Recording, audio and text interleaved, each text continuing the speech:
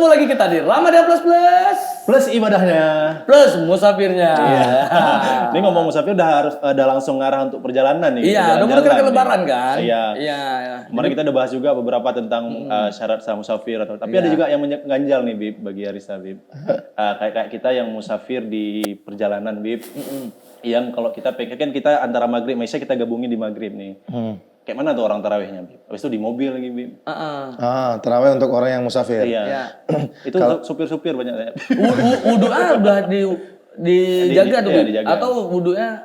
Kalau wudu harus jaga, wudu harus jaga karena kalau orang yang musafir itu Allah pernah memberikan wahyu kepada Nabi Musa bahwasanya kalau kamu tidak ada wudu, sedangkan kalau kamu berpergian, sedangkan kamu tidak ada wudu, maka kalau terjadi kecelakaan jangan salahkan siapa-siapa kecuali dirimu sendiri.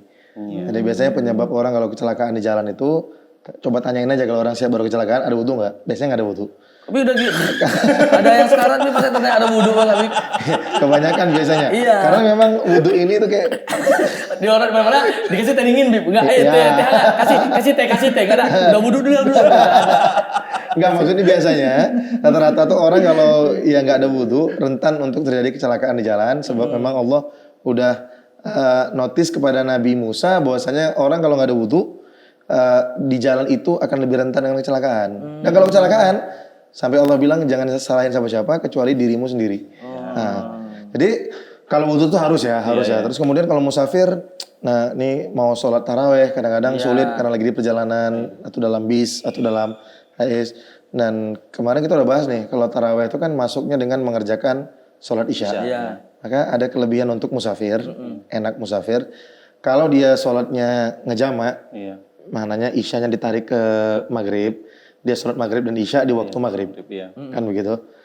Maka dengan definisi sholat taraweh tadi, bahwasanya sholat taraweh itu masuknya dengan mengerjakan isya, otomatis isya udah dikerjain. Iya. Berarti karena kita bahas soal yang isya. Iya, yang isya udah kan. Berarti udah bisa masuk taraweh. Oh, nggak perlu harus ikutin jam. Nggak perlu tunggu isya lagi. Tarawehnya di mana Bib? Kalau mobilnya bisa berhenti taraweh, alhamdulillah. Tapi kalau nggak bisa, di antara kelebihannya orang yang bepergian, musafir, yang lebih daripada 2 marhalah, 2 marhalah itu 90 kilo ke atas. Ya, ada beberapa pendapat ulama, tapi 90 kilo ke atas rata-ratanya. Maka dia sudah dianggap musafir dan sudah boleh sholat dalam perjalanan. Untuk sholat sunnah. Bukan sholat wajib. Kalau wajib sama isya nggak bisa. Sholat sunnah dia boleh. Jadi ngadep aja ke arah mobil, ditakbir Allahu Akbar, niat sholat taraweh di dalam mobil sampai 20 rakaat sampai selesai taraweh. Iya, tapi itu kiblat kan Bib. Kita nggak tahu dia ke timur ya kok, arah ke Medan ya. Matahari terbit. Nah, kalau untuk dalam perjalanan diberikan keringanan oleh Allah untuk tidak menghadap kiblat khusus untuk orang sholat musafir, tapi hanya berlaku untuk sholat sunnah aja. Kalau sholat wajib nggak berlaku ya. Tetap harus berhenti, tetap harus di masjid. Ya. Kecuali mungkin kalau dalam pesawat ya, mungkin kita nggak tahu juga tuh. Nggak bisa dalam pesawat. Kita nggak bisa berhenti. Nggak bisa berhenti kan? Kan nggak mungkin kan? Bawa masjid pilot kan. Di ketinggian 3.700 kaki kita menemukan masjid. Ya bagi yang ingin sholat kita berhenti sejenak. Karena mungkin. Nah itu kan ada rest area ini Bang, jalur langit. Jalur langit ya. Iya, tapi nggak ada masjid. Nggak ada masjid. Jadi kalau untuk di dalam pesawat, maka kita bisa sholat namanya untuk menghormati waktu. Iya. Kan kita wudhu juga nggak bisa. Nggak ada tempat wudhu. Mau tayamum juga nggak ada debu. Nggak ada debu kan? Iya, kalau ada debu di pesawat, anak orang pertama nggak kena pesawat. Iya, betul. Kebayang dong pesawat itu. Kalau ada debu ya, Pak. Udah tiket mahal debu. Jadi sholat aja tanpa wudhu, tanpa tayamum, namanya sholat untuk menghormati waktu. Jadi kita sholat misalnya waktu subuh yang mungkin kalau keluar negeri yang 8 jam ke Amerika atau ke Saudi, maka kita sholat terus dalam pesawat. Kalau bisa di takbirnya ngadap kiblat, kalau nggak tahu di mana ngadap pesawat saja. Nanti setelah sampai di kotanya, kita ulang lagi sholat subuh tersebut. Ntar kalau tanya, tujuannya untuk apa, Beb? Kan nanti sholat lagi, sholat lagi. Bagus, nggak usah sholat aja. Tujuannya, kalau tuh pesawat jatuh, kamu nggak dianggap orang yang ninggalin sholat. Itu aja. Tapi Bib ada ketiduran juga Bib waktu udah siap imsak nih. Kan kita mungkin masuk Medan kan ada yang mungkin jam tergantung jam keberangkatan kan. Sahur dulu, sahur dulu. Dari ini dulu. Bang, dari taraweh pas di mobil, soalnya sunatan tarawih, tidur kan. Enggak gitu. Udah siap sholat tarawih. Kita perjalanan kan masih jauh nih. Oh, bisa imsaknya di sahurnya di Tamiang. Sahur kita di Tamiang, nunggu subuh kan. Iya. Nah, ketiduran Bib. Ketiduran atau masih sengaja tidur? Sengaja tidur dan ketiduran kayaknya. Memang kayak oh masih lama nih subuh, bentar lagi hilang gitu. Memang kalau uzur sholat ada dua, lupa sama tidur. Iya. Cuman yang tidur yang mana dulu nih? Kan nggak semua Ketiduran, tidur. Ketiduran. Nah, ada yang spesies, Spesifik.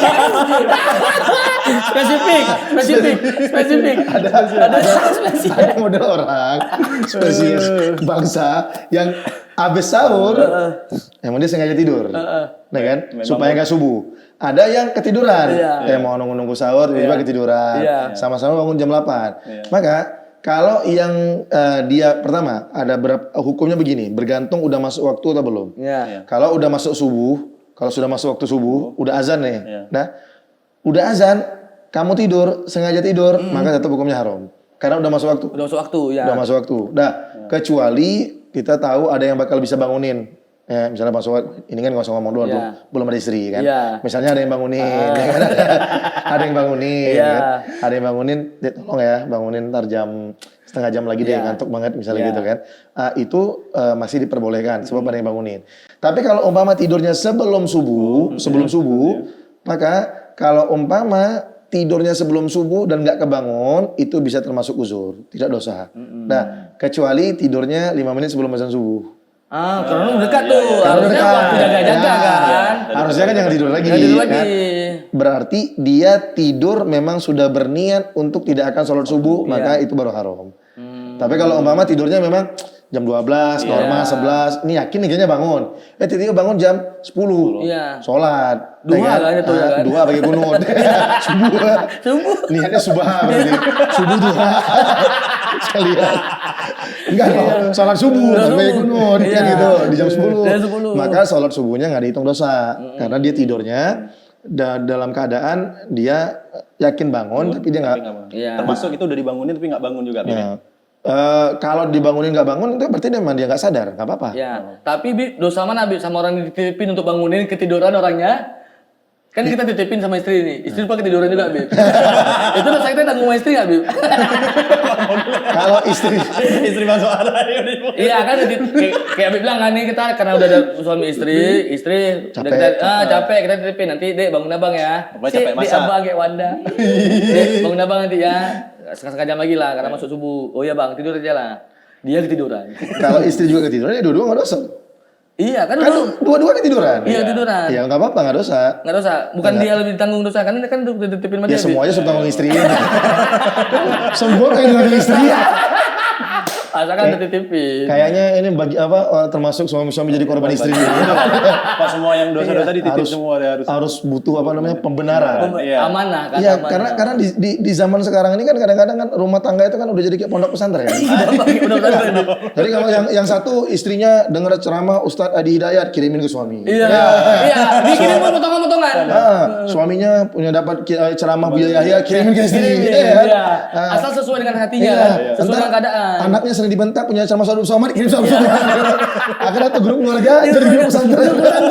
Betul. Coba di grup keluarga isinya ceramah ustaz semua. Nggak bisa kontennya menurut kebutuhan istri, Bim. Ini nafkah nggak kasih nih. Kasih Ustaz Hidayat yang bahas tentang nafkah. Nah itu Habib sering dikirim nggak Pak? Karena biasanya nggak main ceramah ustad-ustad ya, langsung Al-Quran hadis. Nggak ada potongan-potongan yang salah, nggak ada. Al-Quran hadis aja. Ada langsung keluarin.